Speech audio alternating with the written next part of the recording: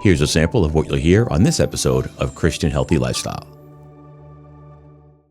You can't out-exercise a bad diet. Yep. Like, as much as it's exercise more and eat less, it's like, yeah, but that exercise, it's healthy and it's good for you. It keeps you, limber and things like that. But I'm like, in the end, it's the food. So anytime I gain weight, it's like, okay, yeah, maybe I didn't ride the bike as long as I should have, but let's look at what's this Dairy Queen? Oh, yeah, maybe that's not a good choice. But I turned 59 this year, and I don't consider myself old, but I don't consider myself as young as I used to. And that's just where I'm finally starting to feel like, this used to be easier. Maybe you're not a big fan of just, 3 hours of bench pressing. Okay, let's find something else that, I just started doing yoga, which, a lot of people think, oh, yoga, you sit on a mat and go, and like, no, you can kind of ditch the spirituality, but there's all sorts of ways to bend yourself into a pretzel, and just your body changes. Yeah. There are things that happen, we'll make this funny, but I lost my butt along the way and now have to wear a belt, but literally my pants will fall down because nobody told me when you get old, you lose your butt. And I'm like, wait, what? Why? And I'm like, it's the same size pants. They don't stay up. So I'm like, all right, I got to invest in a belt. Welcome to the Christian Healthy Lifestyle Podcast, where I help Christians over 40 age gracefully, live abundantly, and be thoroughly equipped for every good work. I'm your host, David Sandstrom, naturopathic doctor and biblical health coach, and this is episode number 147. I'm inviting all listeners of this show, anyone in the natural nation, to do a health coaching session with me for free. No strings attached. I'm not going to try to sell you anything. I'm offering this for free because you'll be helping me create some content for the show. Go to my website, christianhealthylifestyle.com/audit. Click on the button labeled Schedule a Lifestyle Audit, answer a few questions, and you'll be all set up. You'll come on the show with me. It won't be live. It'll be pre-recorded. We'll have a 20-minute conversation online. I'll provide some pointers to get you going in the right direction, and we'll make an episode out of it. For a limited time, if you do a lifestyle audit, I'll mail you a softcover copy of my book for free. So again, go to my website, christianhealthylifestyle.com/audit. Click on the button there, and you'll be on your way to a better health and vitality. I look forward to hearing from you. Today we have on the show Dave Jackson. Dave launched the School of Podcasting in 2005. He's been helping people understand technology for 20 plus years as a corporate trainer and podcast consultant. Dave Jackson was inducted in the Podcasting Hall of Fame in 2018. He's the author of the book, Profit from Your Podcast, Proven Strategies to Turn Listeners into a Livelihood. The School of Podcasting show has over 3.2 million downloads. You can find the show at www.schoolofpodcasting.com. Dave, welcome to Christian Healthy Lifestyle. Oh, thanks for having me. Oh, it's a pleasure to speak with you, Dave. It's a pleasure to meet you, and I appreciate you giving us the time. I wanted to have an episode about work-life balance, and I know that you've been an entrepreneur and a full-time employee for quite some time, and enjoyed a lot of success in both of those areas. And I'm betting you learned a thing or two along the way about time management and prioritizing goals and those kinds of things. What works and what doesn't. So I'd love to pick your brain a little bit about how you handle things. Yeah, absolutely. It's a struggle, and if you don't focus on it, if you don't focus on your time, people will just take it, is really what it amounts to. So you have to be very careful with it. Yeah, absolutely. So I'm wondering, excuse me, I'm wondering with all that you have going on, I mean, what are some of the techniques that you use to keep your head above water? Yes, a lot of it is, and it sounds weird, you make mistakes and then you have to identify them so you can then kind of occasionally step back and look at yourself kind of like from a third person point of view. And one of the first things I did was I used to teach a time management class back in when I was a corporate trainer. And I would just tell people, today I would just tell them to set their phone for an hour. And then every hour when it goes off, write down what you're doing. And so obviously you're not going to do that while you're sleeping. That one, you put down when you start, when you stop. But I was amazed at just how much stuff we just, watching Seinfeld and Friends reruns, or, a movie you've already seen, or like, I don't really watch live TV anymore. Almost always, if I want to watch a show, I will tape it so I can fast forward through the commercials. Mm-hmm. The other thing I've done is this is more of a money tip, but I like right now I'm watching Netflix, but I used to have HBO, Peacock. I had them all basically. And I was watching like one show on each of them. And I'm like, well, this is stupid. It's going to bankrupt me, but I was like right now I'm just about out of things to watch on Netflix. So I'm going to go over, I think, to Apple TV because there's a Steve Martin documentary I want to watch. So only watching things that I want to do or I want, that's going to help me or entertain. Because there are times when you have to turn off your brain. So there are plenty of times like that. But that's just the first one was awareness. And I've also noticed now, because sometimes I'll be doing research on YouTube. And as I go into YouTube, there's a little voice in my head that says, you're going into YouTube. This is a dangerous place. What are we going into YouTube for? What are we researching? And let's say that because, especially with shorts, you click on one and that leads to two, which leads to, wait, how is it 1:30 in the morning already? So I have to be careful. So YouTube is one. Facebook groups, I can kind of go down rabbit holes. I guess that's really what it amounts to, is identifying rabbit holes, and them. So it's a case of, let's say I was on Reddit is another one. I'll go in and I'm researching what people are talking about, and I'll look up and I'm, man, I can't believe I just wasted an hour and a half in here. Yeah. And it's just a little note to self, like, okay, we're going to add this to the dangerous list. And so it's just stuff like that. And then the other thing I do, and I just started doing this because I don't know if you're guilty of this, of like, okay, well, when I get done with this, then I'll exercise. When I do this, then I'll do that. And I started noticing that the then I will just never happen. Yeah. And so you have to prioritize what's the biggest priority here? Is there anything here that is time sensitive and things like that? So what I'm trying to do now that I recently switched, because it was always like, oh, I'll go do my podcast stuff and then I'll exercise and then I'll go to bed. And it was always like, I will do my podcast stuff and oopsie, I guess I'm going to bed. That's all right. I'll exercise tomorrow. So now it's, get out of work, cook your dinner, sit down, relax while you're eating your dinner. Don't scarf it down over the sink or whatever. And then it's exercise. That's the more important thing. And then do your podcast thing. Now that cuts down on the time you had to do whatever you're doing. In my case, it's podcast stuff or editing and things like that. But I've also noticed that it doesn't matter if I have 3 hours or 1 hour. I usually can get whatever I want to get done in that time. It's rarely do I go, oh man, I'm out of time. I got to go to bed. And that just shows me that maybe I'm not being as efficient as I could be when I'm doing, editing or things like that. So, but it is priorities and monitoring what you're doing. I like the idea that you brought up priorities. My wife and I have been leading marriage groups for the past 11 years.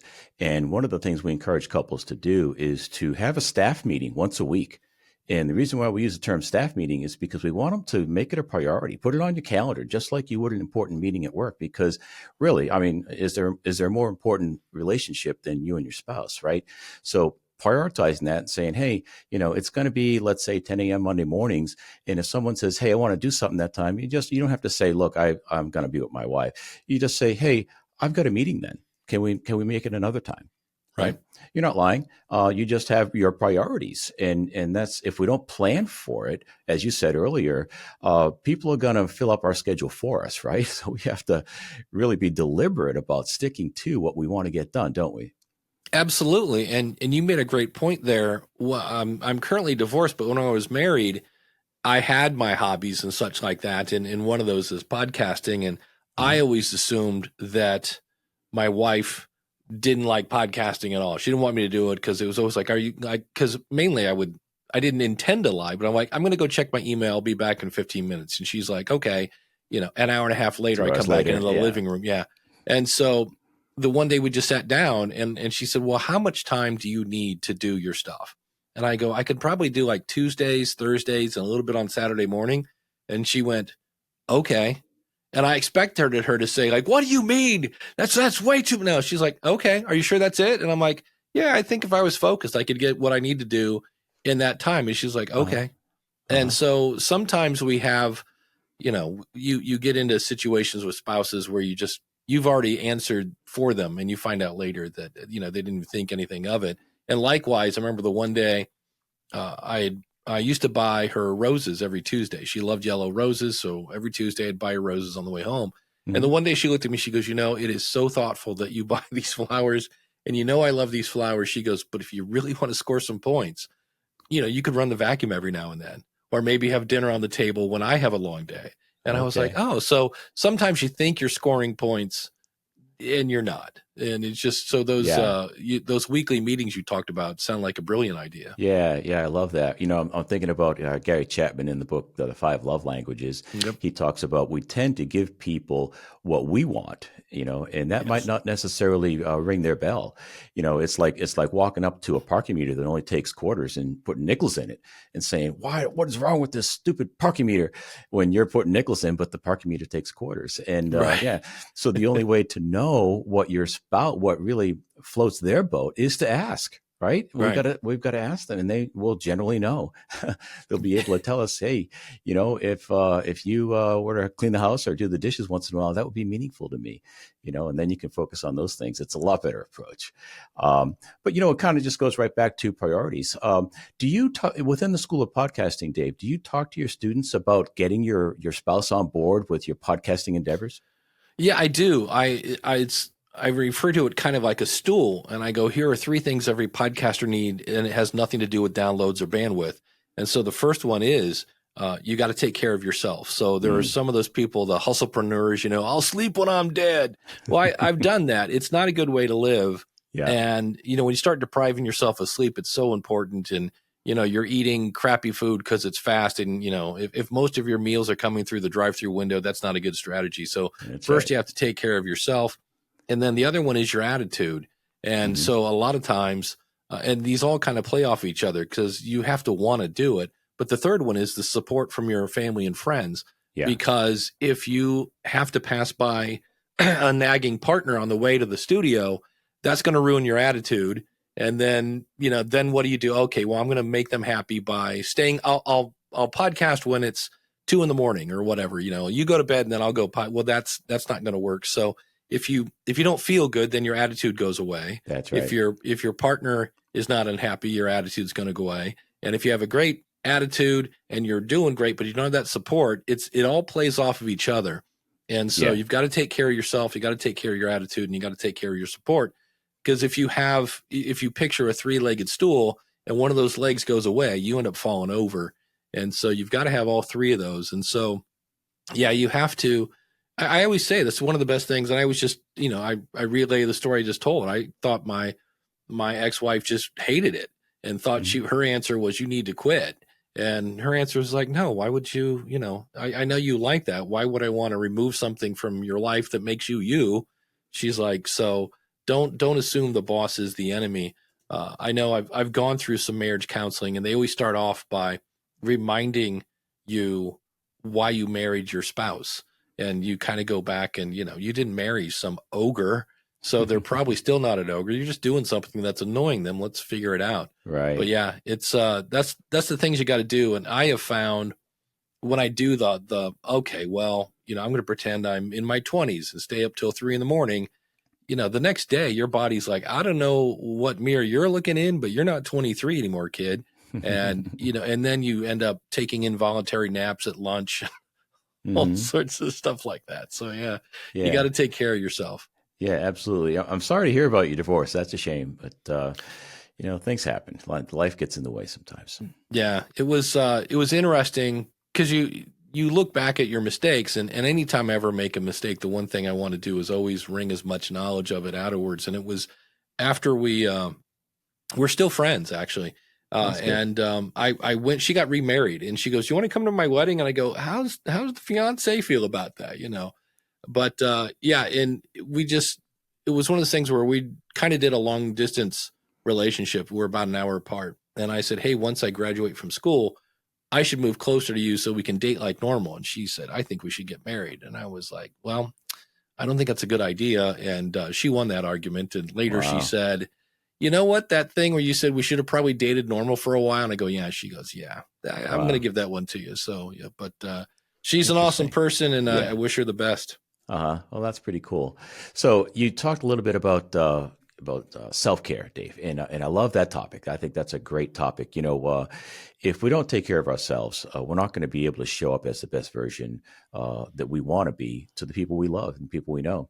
And so, what have you done to prioritize your exercise routine, your sleep, and those kinds of things? Any pointers you have for us?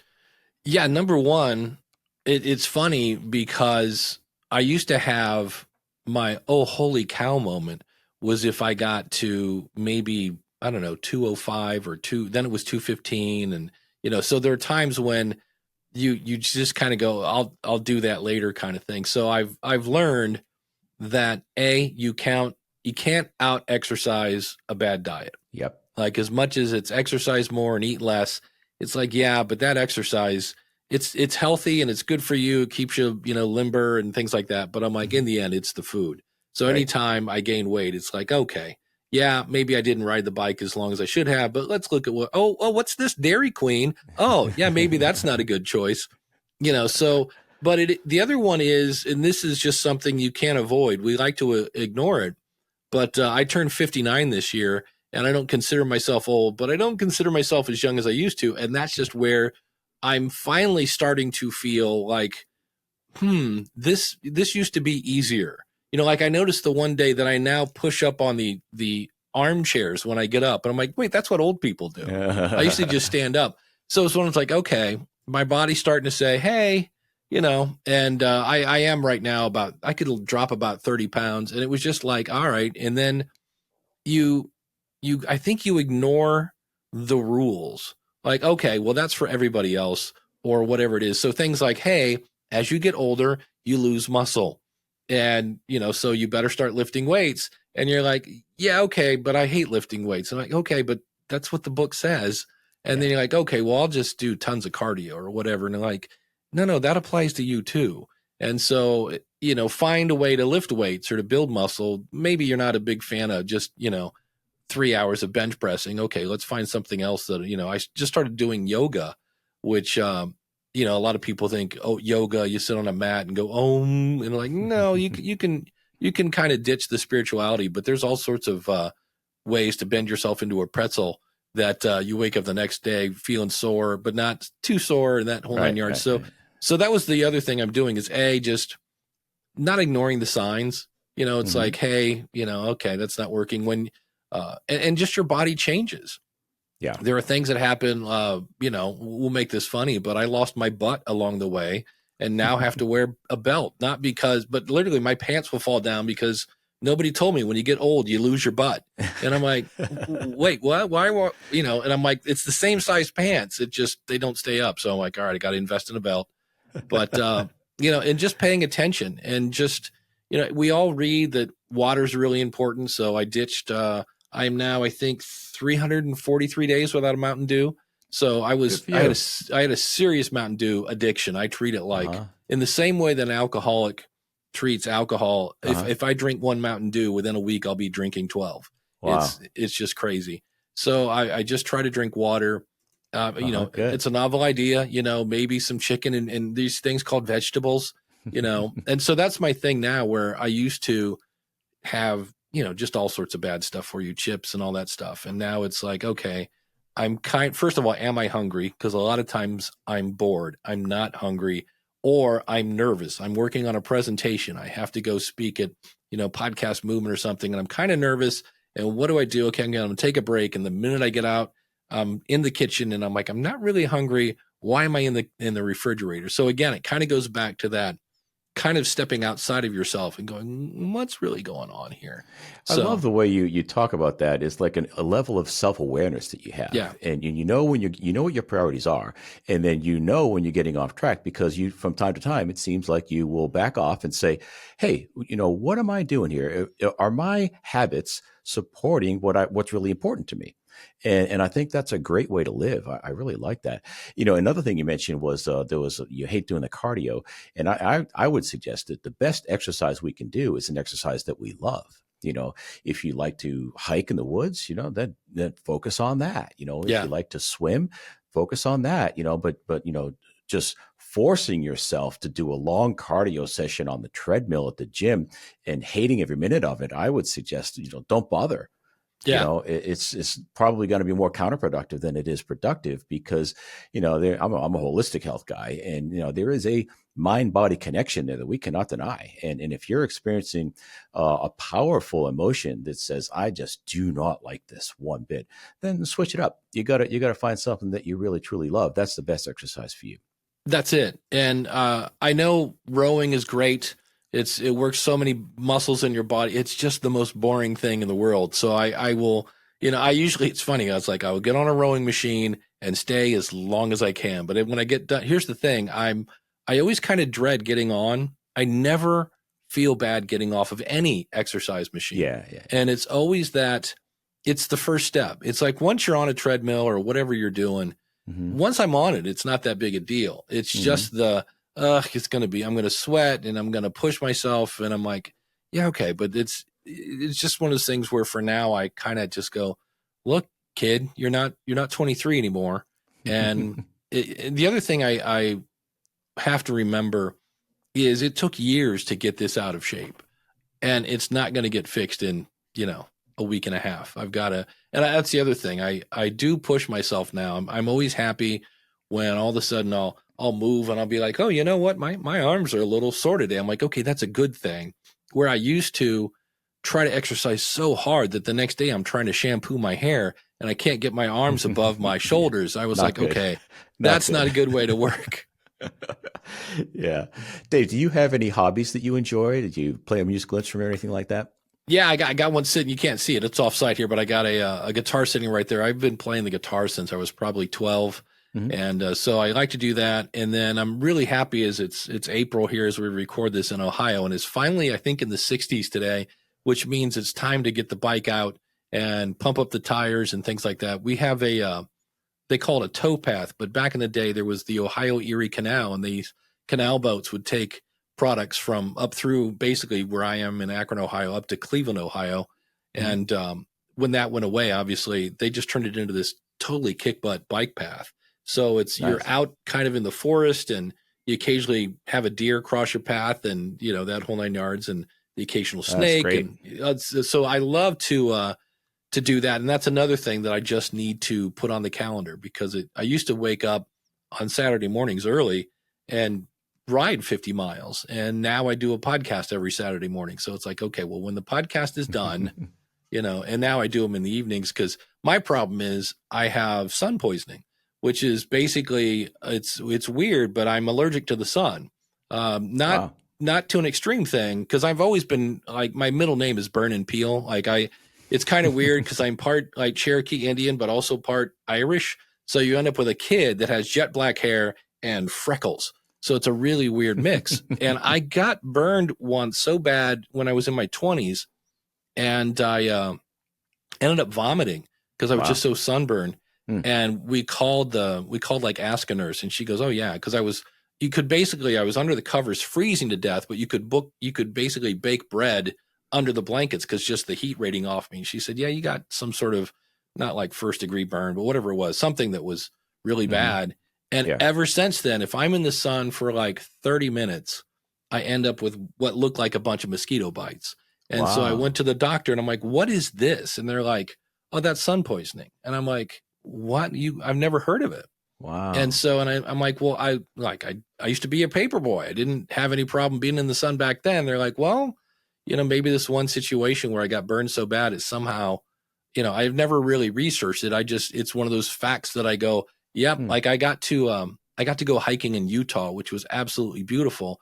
And I found that they make these really thinned long sleeve shirts that let, the air and wind breathe through them, but yet block UV rays. And I had a big old hat and things like that. So it's, so I always kind of joke about how wide I am, but that's the biggest reason why. It's like me and the sun don't get along if I'm, and what I do is I just dress appropriately. If I'm out riding my bike, I put a hat on and things like that. But large rim hat, and a long sleeve shirt. Even if it's hot out, a long sleeve shirt can help with that a lot. I know I used to live in Florida, and the guys that did lawns, that cut lawns for a living, you're doing that in August. You are getting a lot of sun exposure, and that's exactly the way they dress. They had long pants on, long shirts, wide rim hats, and they made it work. I'm sorry to hear you going through that. That's tough because I love going out in the sun myself. I mean, it's really therapy for me.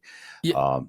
it's weird because if I'm out because a lot of times I'll just go out and walk around the neighborhood, and some Mhm. days it's beautiful and I don't want to go back in. Mhm. And after about a little, it's just there's a little voice in my head that says, "Hey, it's feeling a little hot out here, Yeah. and you're in direct sunlight. You sure you want to stay out here?" And I'm like, "Yeah, okay," Uh-huh. because otherwise it's again they're just like, and it's not like painful. It's just annoying. You just all of Yeah. a sudden you want to just constantly scratch your arms. And I'm like, Yeah, that's too bad. That's really that's tough to have to go through life with that, man. Hopefully you yeah. can get over it one day. That'd be awesome. That's me. I'm hoping. I know they say that like every 7 years, parts of your chemistry of your body change, and I'm like, I'm ready for that one. To like, just okay, we're done with the sun poisoning. Thanks for coming. We have some lovely parting gifts, something Yeah. like that.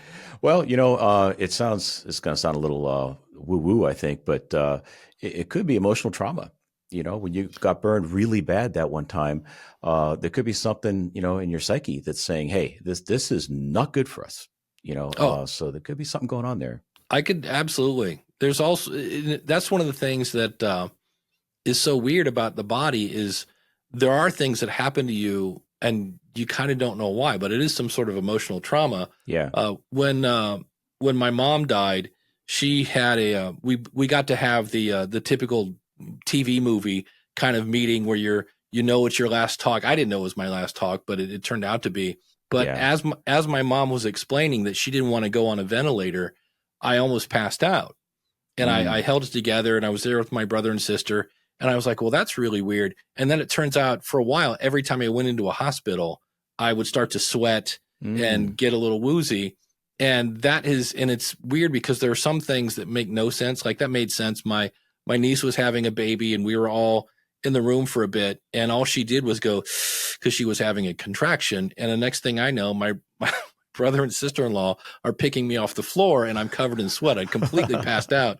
So it's weird. And I'm like, I don't know, like, why did that happen? And I was like, I guess Yeah. because my niece was in pain. So it's weird how the body reacts, but Yeah, it's, it really is. I mean, it's something that's worth exploring. That would be yeah, something you get with a counselor over it. But yeah. there's a connection in that we cannot deny. And if you really want to address health, I believe it's got to be whole person health. It's spiritual, it's mental, emotional, and it's physical. I mean, we hear a lot about physical, and I tend to get a little bit sidetracked on that myself. But we can't ignore this mind body connection. It's huge. Yeah, you said so many things there, Dave, but I lost my mom last year as well. And Mm, it's such a tough time. And, I think when you see a loved one pass and you experience that, it helps us to do some reflecting and say, what's really important in life? How many more days do I have left? And I think that would, kind of blends in what we're talking about here is, yeah, we want to have a career. We want to make money. We want to be successful there. But if we are really, really, truly enjoying success at work, but our home life is falling apart, I wouldn't call that true success. I heard John Lee Dumas say this one time, and that is a healthy person wants 1,000 things. They want to do epic vacations. They want to knock off things off their bucket list, set some lofty goals for fitness, whatever it is. But a person that's lost their health wants one thing. They want to mm. get their health back. Right. So we want to prioritize a little bit of self-care, which is not selfish, right? Because when we are taking care of ourselves, we'll have that margin left to be able to give and love on other people. So I'm wondering, as far as people goes, do you have a support group? Do you have people that you have some common interests with, or that kind of thing? Yeah, it's funny because I only see him about once a quarter. My best friend I've known since I was in sixth grade. He now lives in Oklahoma because he's got grandkids there. So again, going to his support group, but we talk almost daily. Oh, There's that's great. that, and then I'm really close with my brother. I have a sister, but my brother and I, people are like, well, hey, we look and sound exactly alike. We're not twins, but we're close, and we both have the same kind of weird, dark sense of humor and things like that. So. Mhm. And in fact, I was just talking to him last night and I said, I haven't seen my great nieces and nephews in about a couple months. I go, this is pretty long. What's going on with them? Because that's his grandchildren. And so we're like, yeah, we need to figure out how to get to a baseball game or whatever's going on with the kids. But it's just one of those things where we actually get together and they think it's amazing, but it's just something we did growing up, which was game night. So we're teaching my 9 and I think she's 12. They're my great nieces, and we taught them how to play Parcheesi, which is this old board game that my mom taught me how to do. And I'm like, this is the best game ever. And board games are usually more about what's being the table talk around the game. The game itself is just something you're doing while you're hanging out. I said, we haven't had game night in a long time. So yeah, we try to do that. And, it's just one of those things, again, just to put things down and keep those relationships in your life. And, you just need somebody to, in some cases, they need you to listen, or you need them to listen, or, it's kind of weird. I thought about this the other day. Like yesterday we had the eclipse here in Ohio, and I'm in my backyard, and there were a bunch of people. Everybody was in their backyard staring at the sun, and it was cool. And I have that memory, but memories are so much more, they're just more valuable when you can talk to somebody who was there with you. Yes. When you're like, hey, remember that time at Disneyland, or remember when we went to the park? And so memories are great, if you don't have somebody to share them with, but they are there's a little icing on the cake when you have somebody who goes, yes, and remember when we did the thing? So I always try to take time to just, we have certain things we just do all the time, so that if we are, because everybody's busy, that there are times when it's like, hey, we haven't done this in a while, and you're like, you know what? And then you got to put it on the calendar. Let's make it a priority. Yeah. I got to wrapping things up here. I want to share this quote by Stephen Covey. Once you have a clear picture of your priorities, that is values, goals, and high leverage activities, organize around them. I like that. And here's another one I really like. Dolly Parton. Don't get so busy making a living that you forget to make a life. Absolutely. She's amazing. The more you look into Dolly Parton and all of her, she's helping people go to college, and she's giving away books. And also she's an amazing human being. I mean, she's a great artist and all, but talk about somebody who doesn't have a problem giving back. Because I saw an interview with her, and she's like, look, I got enough money. She's like, so what am I supposed to do with this? Stack the money on top of the other money? She's like, so I was like, man, what a great attitude. Yeah, that's really good. I'm reminded of Arnold Schwarzenegger. I saw him in an interview one time, and he said, I'm a very wealthy man, and I'm worth about $44 million, but I would be no happier if I had 45 million. Right. So it comes a point where, money's cool, and it'll take a lot of stress away if you don't have enough. But, money doesn't make us happy. Right. And in fact, the Bible even says that people have pierced themselves over the love of money. Right. We pierce ourselves with many griefs. Because the love of money is the root of all kinds of evil. So yeah, keeping things in priority, taking care of ourselves, spending time with other people. We got to keep that up, no matter how busy life feels to us. It seems at the time we do well to remind ourselves once in a while of those priorities.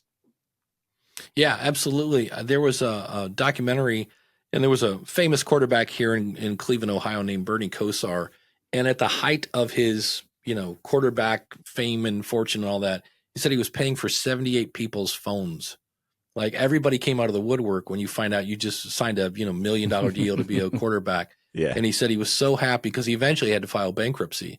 And he goes, it was the most sweetest sound I've ever heard. And the interviewer's like, what was that? He goes, when I filed bankruptcy, he goes, my phone quit ringing. Wow. He goes, because people knew I didn't have any money. Wow. So yeah, money doesn't always, you think it'd be the best thing ever, but not always, like you said, there's a amount you get enough, and that's good enough. And now let's focus on those other priorities. Yeah, for sure. All right. I have one last question for you, Dave. If you could go in a time machine, go back 20 years when you first started podcasting, what would you tell the younger Dave?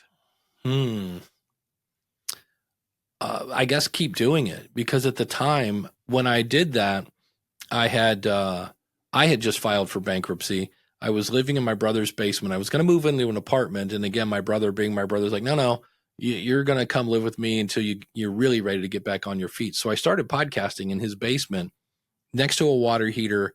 And there was a flush pipe behind me. So the whole time I'm like, please, nobody flush the toilet, just not this great studio. And, at the time I didn't know where it was going. And I got a kick because I got a voicemail from a guy in Germany. That really gave me a lot of juice. I'm like, wait, there are people on the other side of the planet listening to me.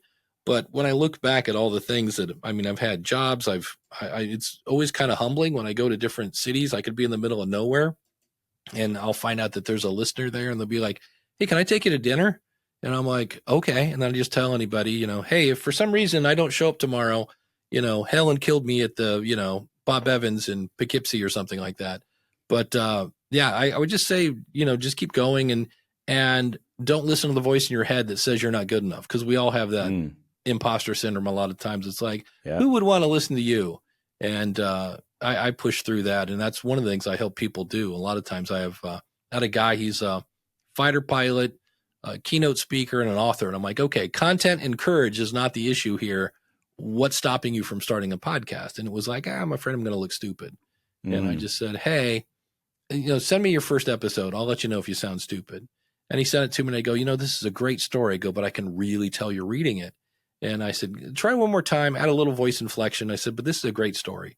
So he sent it back to me and I said, this is, wow, you could put this out. I said, I can only kind of tell, but that's because I'm listening for it. And he sent it, he went back and recorded it a third time. And I'm like, this is amazing. And he said, yeah, I'm not reading it anymore. And I was like, well, maybe that's your your workflow or whatever. And he put it out. It's Lessons from the Cockpit or Tales from the Cockpit. I always forget which one it is, but he's having a blast now. But I was really surprised that here's this super courageous guy flown in, life and death situations and still kind of battling imposter syndrome. That's interesting. I think I've heard about that book. It's funny you should bring that up because I spent 35 years as a professional airline pilot. And I was captain for, I guess I can say Delta Airlines. Yeah. And I have a book as well. But you know what? I still suffer from imposter syndrome. It's there. It is real. You say to yourself, there's people who know a lot more about this than I do. What am I doing here? And a lot of times when I'm a guest on a show, when I get done with that interview, I'll be beating myself up, saying, man, I really blew that. And then, a couple months goes by and I actually listen to the episode. It's like, hey, that was actually pretty good. So my perception is sometimes very skewed. Yeah. Well, there's Tom Hanks, Meryl Streep, Garth Brooks, Sir Brian May, the guitar player from Queen. There's a long list of people who have all said, like Tom Hanks is like, I still think I'm a fraud. I'm just waiting for, the movie business to wake up to it. So it's just something that's fairly common. And I just tell people, I'm like, no, there are people that will listen to you. So, but again, it goes back to that mind-body connection. Sometimes our body's completely fine and it's the mind that's going to stop us from doing stuff. So you got to have all three to get you going. Absolutely. That's a good word. So Dave, I know my audience is into health and wellness, but if someone's out there that's possibly interested in doing some podcasting or has some questions about it, Dave's a great guy, people. Get in touch with him. He is the man when it comes to podcasting, podcasting Hall of Fame. So how do people get a hold of you, Dave? Yeah, everything really, my flagship, I guess you would call it, place to go is just schoolofpodcasting.com. There's tons of episodes there and different resources and things like that. So just send them to schoolofpodcasting.com. Very good. Dave, thank you so much for being here. I appreciate you sharing your wisdom. Oh, thank you so much. This is great. Is your vitality everything you want it to be, or is some health concern holding you back? If you've got a health issue that you'd like to finally get resolved naturally the way God intended, I'd like to help you with that. I'm inviting all listeners of this show, anyone in the Natural Nation, to do a health coaching session with me for free. No strings attached. I'm not going to try to sell you anything. I'm offering this for free because you'll be helping me create some content for the show. Go to my website, christianhealthylifestyle.com/audit. Click on the button labeled Schedule a Lifestyle Audit, answer a few questions, and you'll be all set up. You'll come on the show with me. It won't be live. It'll be pre-recorded. We'll talk about anything you want: spiritual growth, relationships, mental, emotional fitness, and of course, physical vitality. Now, I can't give medical advice or help you with an acute condition. That's for doctors and emergency rooms. But if you're plagued with a mysterious health issue that seems to never go away, I might just be able to help. We'll have a 20-minute conversation online. I'll provide some pointers to get you going in the right direction, and we'll make an episode out of it. Now, don't forget, I literally wrote the book on holistic health from a Christian perspective. It's called The Christian's Guide to Holistic Health. And for a limited time, if you do a lifestyle audit, I'll mail you a softcover copy of my book for free. Now, my book is not a 10-page ebook that somebody put together in a weekend. It's a 325-page comprehensive guide to living the abundant life in Christ through vitality in spirit, mind, and body. It's been selling quite well on Amazon for $17.95 for quite a while, and it's worth every penny, but I'll send you one for free if you act quickly.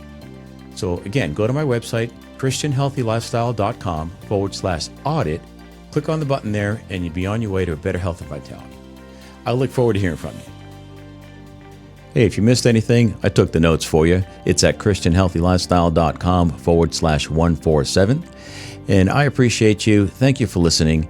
That's it for now. I'll talk with you next time. Be blessed.